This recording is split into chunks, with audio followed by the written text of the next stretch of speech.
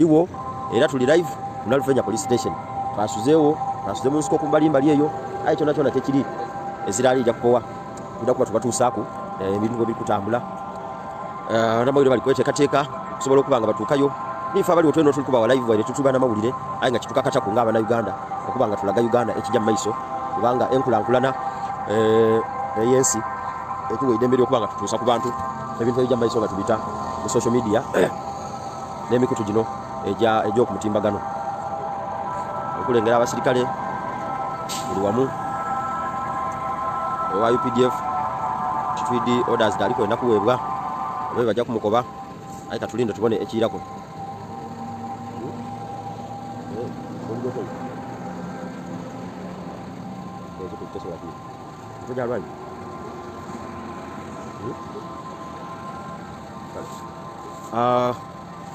nga bw'oli kulengera abonabona abasirikale abali mu kitundu kino eky'Nalufenya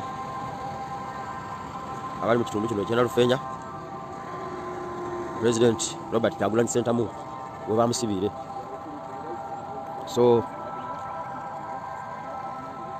amagye gali kwida side eno etuli eri abanamawulire bali kwenda kutubingawo nga bakuba nti twikirizibwa kuba wano aye ife tuliwo ekinabaawo kyona tugumiire era tuli kukirinda. So embeera etibwe eri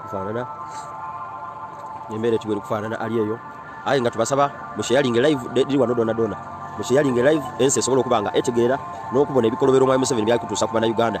Musharinge live ensi etegeere ekiriwo, ensi etegeere abantu engeri gye bali kubisibwamu. Musharinge live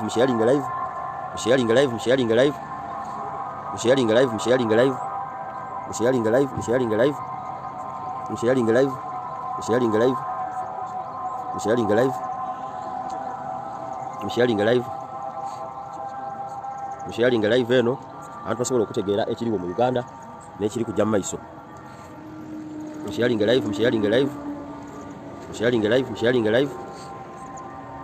twende ebintu bye bali kukola bikolebwe on camera nga everyone is watching each step these policemen are trying to do. Musharinge ku live bwe tuli musharinge live zino tuwana abantu bangi abona abapoliisi kitudi kyajja kuyiza kutukoba nange embeera eriwo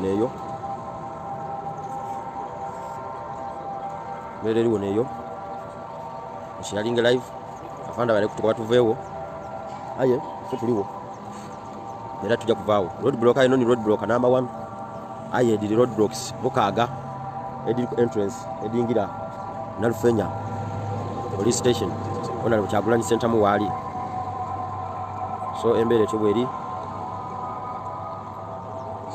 tudda kuba tukutuusaako buli kijja mu maiso. Bobi Wine oba President Robert Kyagulanyi Ssentamu ali kusuubirwa okutoolebwa wano okutwalibwa mu kooti aye tukali kutegeera kooti kijja bajja omutwalamu aye nga getufunye kugalaga nti bajja kumutwala mu kooti kamuli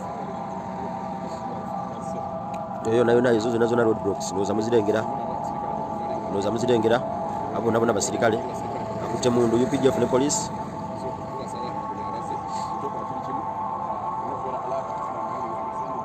Yes, waliwo ngambye nti